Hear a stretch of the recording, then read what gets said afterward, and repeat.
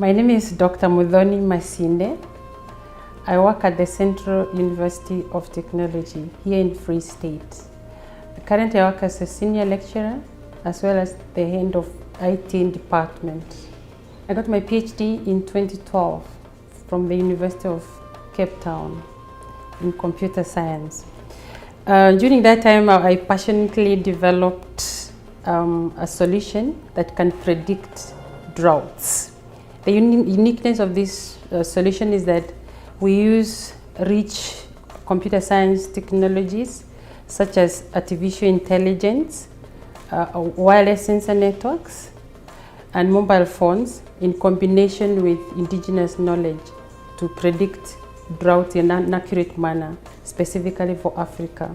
With the kind of solution I've developed, it's possible to predict drought as accurate as 98%.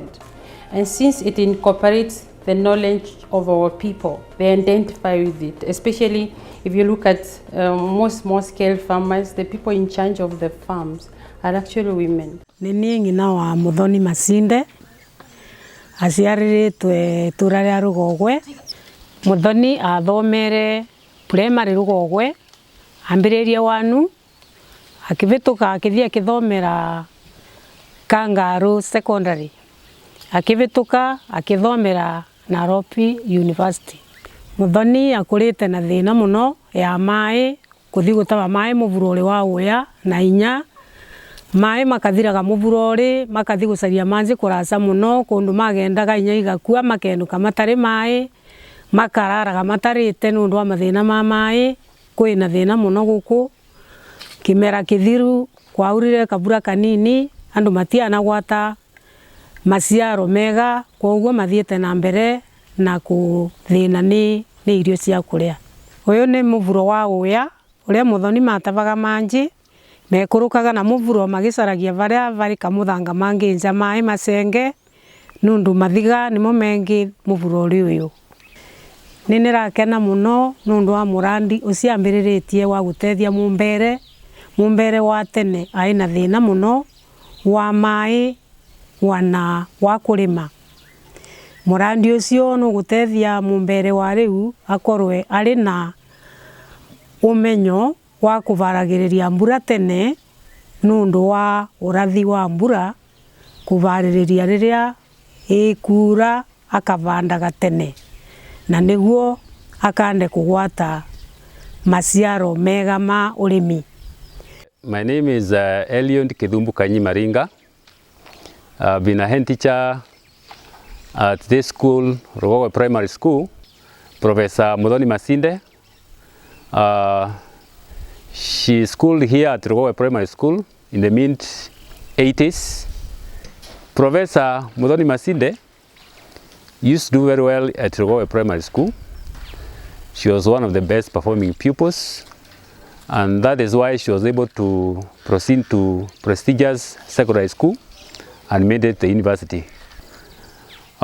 Something that I know very well about Professor is that she's quite active, she's very serious in her everything, and I know that is why she has reached great heights. Basically, I would say that though she schooled here, she has been supporting the school in one way or the other, especially when you have alumni. She has been supporting in one way or the other. And still you have challenges in the school. And the biggest challenge in this village and in this school is water. Water has been a big challenge since the time we were young. And we've been trying to strive to get water. We use the donkeys to get water from a distant place. And now the school values its alumni, and we're always asking them to support us. And if Professor supports us, we shall be very grateful. My name is Alpita Njiro Ngoshi. I'm currently the project manager of the project Itiki, which stands for Information Technology and Indigenous Knowledge with Intelligence. Itiki was a wooden bridge used by our community to cross rivers. But this Itiki is now a bridge to connect the indigenous knowledge and the scientific. Currently, I'm working with 10 ambassadors, but 7 of them are the most active. And the work of these ambassadors is to collect information from their villages. We base our indicators on the following: 1, human behavior; 2, animals; 3, birds; 4, insects; 5, trees; and also astronomical. When I say astronomical, I mean things like the moon. We look at the shape of the moon, the size of the moon, and also we look at other beliefs like in our community we have some people who don't take water, old men, and if they take water it rains. And according to the community, we have 2 seasons. One of the seasons is the long rains and we have the short rains. In the long rains they call it Mbura ya Mwere, and the short rain, the long rain, they call it Mbura ya Movea. So among these 2 seasons, each and every season has its indicators. We have indicators for the long rains and we have indicators for the short rains. Due to this fact that we have started a project, we have the county government that have developed also interest with the indigenous knowledge, and they have put me on board during their presentations when they are preparing advisories for the farmers. They call this activity as a PSP workshop. PSP stands for Participatory Scenario Planning, where I'm involved. I go to do a presentation on the indigenous knowledge as the meteorological department do their presentation on the scientific. So we integrate this knowledge together and then we forecast for the community. That is what we normally do. And in fact, currently, as we speak now, the indigenous knowledge has been embraced more than the scientific by the community, because whatever we forecast comes through. Like this season, we had forecasted the rains to be, when we were doing the forecast on 15th, we said it's between 1 to 1.5 weeks, and this is what happened. So already now we have the onset of the rains. The benefits that the Bere community has benefited from this project is that they get the information of the rains before the onset of the rains, and this helps them to prepare their land early enough so that they increase their produce. The other benefit is that there is information to all people in the community, because initially the meteorological department, the language that is used, the scientific language, most of the locals cannot understand it. So during our forecast, we use the local language which is understood by each and every farmer, and this one is the best benefit that I can mention. As far as the challenges are concerned, one of the challenges is that most of the community members, because of the economic incomes, they are cutting the trees that we use to indicate the rains. So most of the indicators have been tampered with. Some of the trees like acacia mellifera and totiris, these are the trees that produce very good charcoal. So the farmer is cutting these trees to make charcoal. Due to this destruction of the forests, the rains are reduced, and the indicators that we normally use are nowhere to be found. The other challenge is that in Bere, the other economic income, the source of economic income is miraa production. That is, so when we have people who are irrigating miraa, and when people irrigate miraa, they also irrigate the indicators. And when they irrigate the indicators, sometimes you find the trees behaving in a manner as if the rains are about to come. So the indicators are also tampered with by people irrigating the trees that we use to help us during our forecast. And now I take you to the field to see some of the indicators that we use to predict the rains. And as I said earlier, we look at trees as major indicator of the rains. We look at animals behavior, we look at insects, birds, and etc. So let's go to the field and you see some of these indicators. There are very many, but I'll only be able to show you a few of them. Have a look at this. Among the indicators that we observe, one is trees, and next to me is a tree by the name Acacia totiris. This one we use it to indicate when the rains are near, we have the tree flowering. And most of the time it flowers before the onset of the rains. Like now it had flowered before the onset of these rains. So basically we have several trees that we look at, and this is one of them which we have identified, and we believe that whenever it flowers, the rains are very near, 1 to 2 weeks to the onset.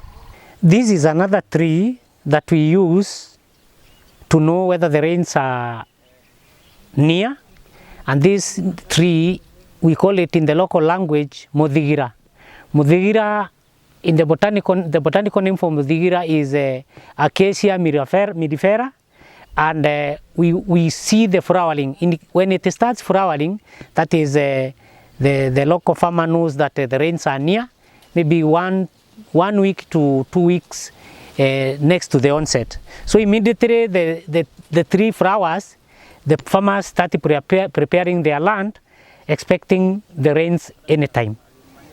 This is another plant that the Mbere community used to monitor so that they can forecast rain, and the local name of this one is called Kariaria or Makega, which they normally looked at the flowering stage. If this plant had flowered, the Mbere person now knew that the rains are near, so they started preparing their land for planting. And it is all over in the Mbere region. So most of the people, the farmers, used to monitor this plant so that they know about rains. This is one of the major indicators that the community used to know when the rains are about to rain. And this one is used during the short rains, that is the OND rains, October, November, December rains. And we monitor what it does, especially when the rains are near. It sheds all the leaves, and then it starts budding. When it starts budding, we know now the rains are about to rain, and it takes 2 weeks for the onset of the rains when we see that behavior of this tree. The local name of this tree is Mombo. It is in the family of the fig tree. This is another indigenous plant that the community use to tell when the rains are about to start. And the local name of this plant is called Madhori. Madhori is many, but when it is one, it's called Edhori.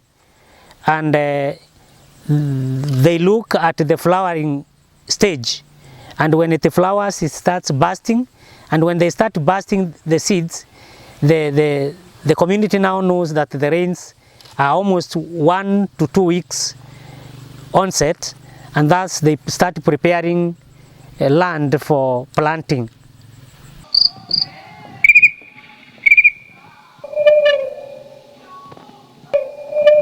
That sound you just heard is beautiful. It's frogs that are very happy. There's so much water around them. There are birds singing on the trees because it's food coming their way. It turns out that small-scale farmers also love nature. They have used this over years to determine when to plant, how to plant, and even how to plant. And this way they have been able to cushion themselves from hunger. They look at things like this behavior of animals, those that keep cattle. When they see animals coming home, jumping with their tails eye up, they know it's time to plant. Those that grow mango trees, and they observe that the mango tree that normally produces small mangoes has lots of fruits, they know, this is a bad harvest for us. On the other side, if they see the mangoes with bigger variety of mangoes, the ones that are producing more mangoes, then they know this is going to be good for us. They also do look at the skies. They look at the clouds. They look at the position of the moon.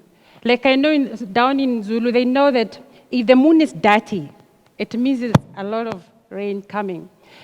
And this is across the world, be it Australia, Asia, Africa, Latin America. Small-scale farmers have used this knowledge. We call it indigenous knowledge. If you read books, they also call it technical knowledge, local knowledge, doesn't matter. But this is knowledge that is passed on from generation to generation. It's not written. My mother told me about it, then my grandmother told my mother about it, and we passed it on over generations. And one of the things that struck me, I grew up in a typical Kenyan village. And I would listen to my grandmother. I remember when going with my sister to fetch firewood, and we'd hear this particular bird making some noise. The local people have a way of making it sound like their own local language. Like some place in Rakai district in Uganda, they even say the bird is saying, "Heaven, come down." And somehow when you sing, it makes sense. So my sister and I, when we hear that bird, we would have to run home because precisely after that bird, 3 hours, it would rain. It's so precise. But now there's a problem. This indigenous knowledge is disappearing because the young people have left the village. They don't want to be associated with it. Somebody somewhere has told them it's primitive, and it is not. Climate change has come, and though the farmers knew through seasons that every March, 20th of March it would rain, it's not the same anymore. And they would know that sometime in July it would be very cold. Sometimes in winter, this doesn't look like winter anymore. So that knowledge is not reliable to the farmers. But what is the whole big story about rain and Africa? It's because the two are so intertwined that when it doesn't rain, there's no food for the farmers. They go hungry. And the tragedy is, statistics show that even now on your phone, if you just check how many people are dying of hunger in Africa, you'll get close to 30s of millions of people. The second problem is that in Africa, we rely a lot on small-scale farmers whose production is determined by that very rain. So if you take a trip from tip of Africa up to Cairo, and at some point you just branch off, you will encounter very many people that are going hungry. Then you ask me, where are the scientists? Why are they not helping us? They have developed models that work. But then these models have problems. The first one is the information they're giving to our local scale farmers. It's in a language they don't comprehend. They will tell them, just check today on South African weather or any meteorological organization website. They will tell you that there will be near normal rainfall or below normal or normal. For a farmer, that doesn't make sense. What farmers really want to know is, when is it going to rain anyway? How much is going to come? Should I plant millet or should I plant maize? And if we were to tell them that the coming rain season, though you're expecting it to rain, it will not. Then instead of using my $2,000 or 2,000 rand or my 100 Kenya shillings where I come from to plant, I preserve that. If I'm a cattle keeper and you tell me that the next 2 years it won't rain, I will sell those cows at fat price today, as opposed to waiting next year when they die. So, the second problem we have with meteorological weather information is that the weather stations that we are using are very expensive to acquire them and to maintain them. So what they normally have is a sparse kind of network. You must have wondered one day why you're getting an information saying there will be thunderstorm today in Bloemfontein. But then I didn't see it. It's not because there's no thunderstorm. They are very accurate, but it's a bigger picture they're giving us. The local knowledge. They give you precise information about my village, about my mango tree, about my cow, so it's very accurate for them. So what do we do then? Digital knowledge is not working. Scientific weather is not working. That's why I come in. I'm a computer scientist. Those robotic things, artificial intelligence, they can solve our problem. So I came up with a bridge, and if I can just show it when the remote comes up. This was inspired by, again, my own experience. When I was growing up, we didn't have a normal bridge, you know, the one by civil engineers near our place. And we did have relatives on the other side of the river, huge river. So the local people used their own knowledge to build a bridge that's made of trees, some dry sticks, and tied with very strong thread, and anchored on the strongest tree along the river. So to be able to cross. As a small girl, of course, anytime I stepped on it, I would think I'm going to drop down there. But it's so strong that I still remember. It was in the early 90s. I'm not very young. It was massive. There were massive floods in our area.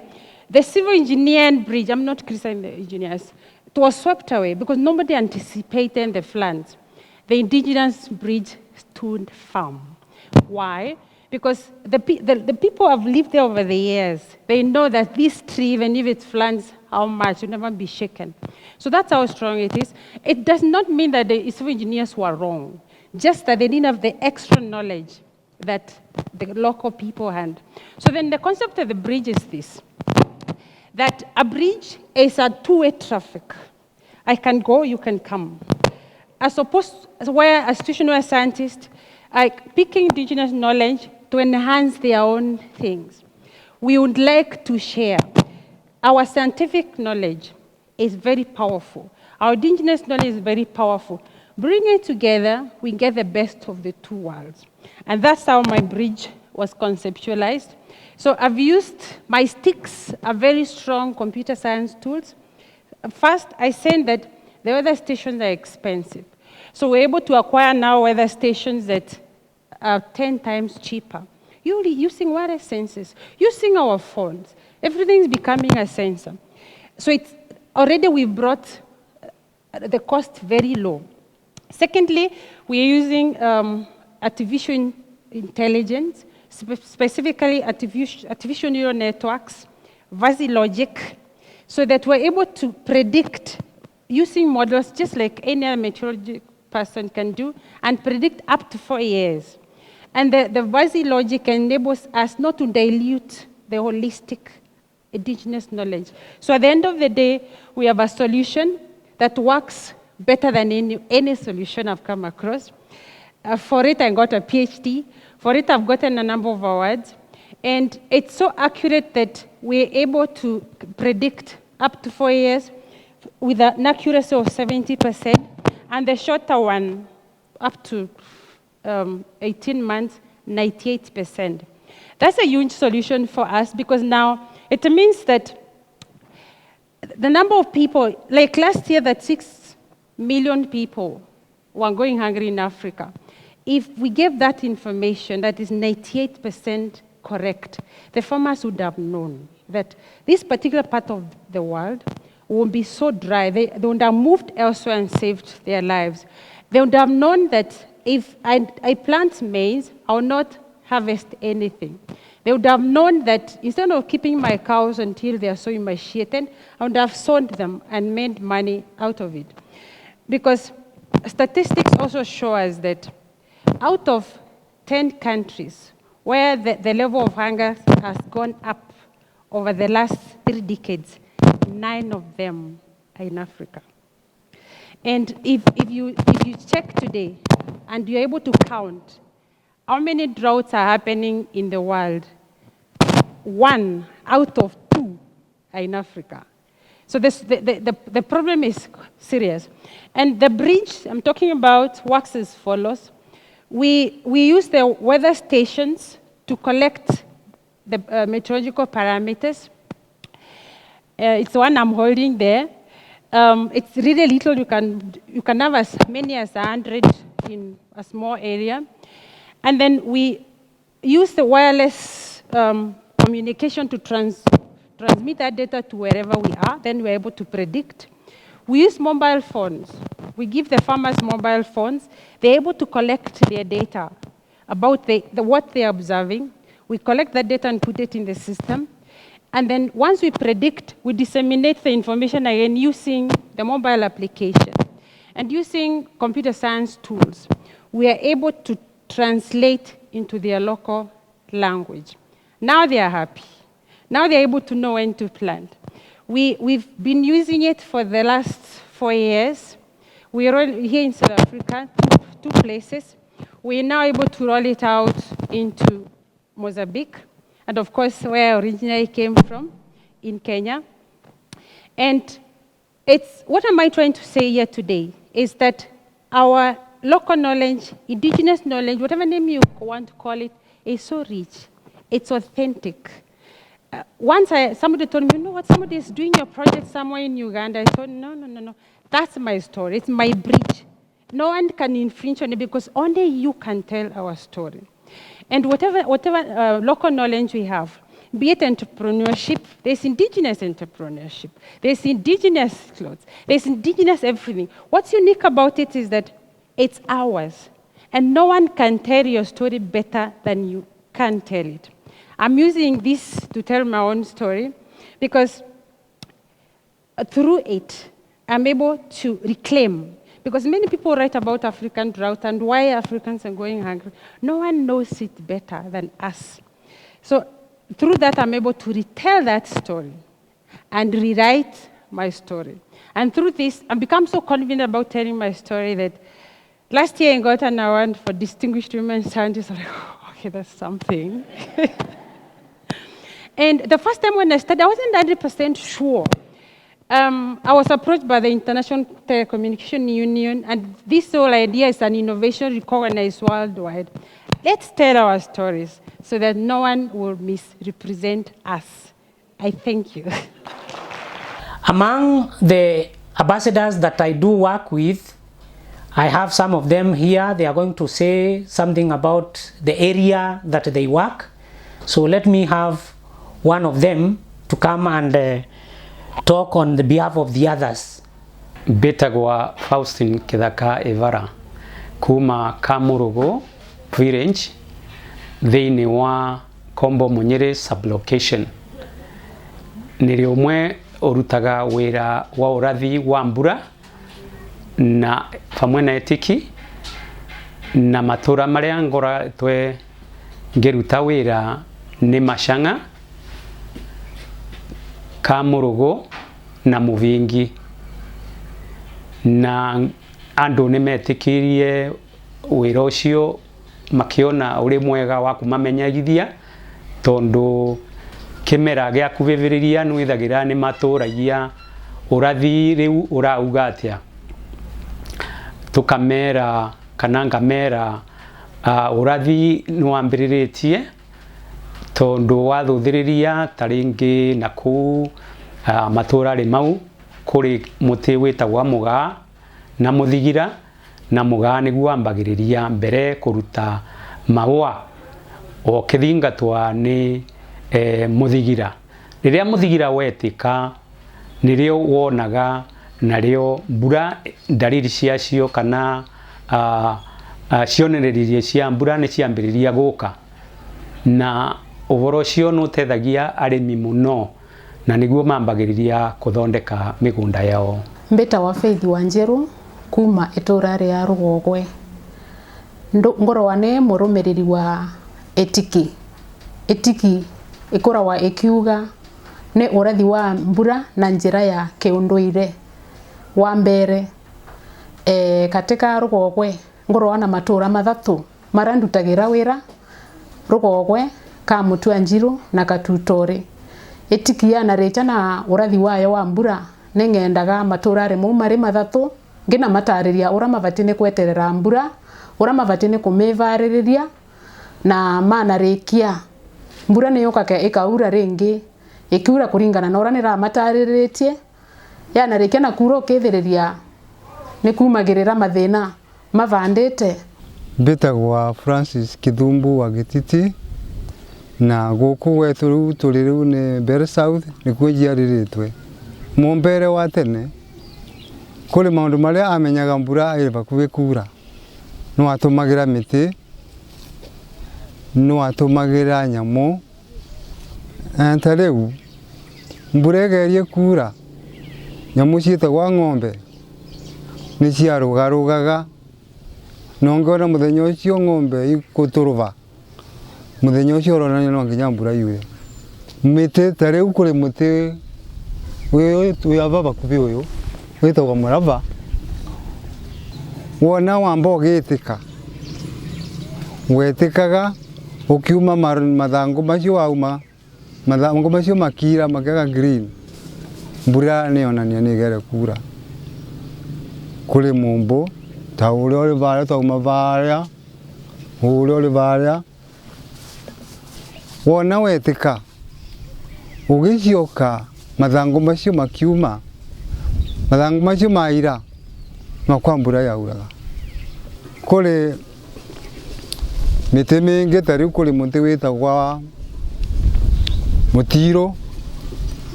Mũtirũ ũngĩona waciara ndirũ, ũciaraga ndirũ. Ndirũ icio cierua, kavinda kau wona ndirũ cierua, mbura nayo nĩrĩo yuraga.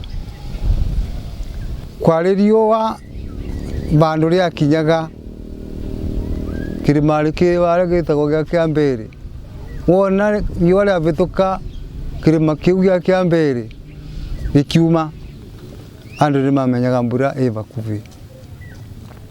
Kũrĩ ciĩndũ ciĩngĩ ta mweri. Mweri ũngĩkona rĩu mweri woneka ũrĩ na kĩthiũrũrũ, ũthiũrũrũkĩrĩtwo nĩ kĩthiũrũrũ kĩnene gĩtagwo na kĩmbere gĩtĩri, kũu nĩ kuonania kũrĩ na maketha.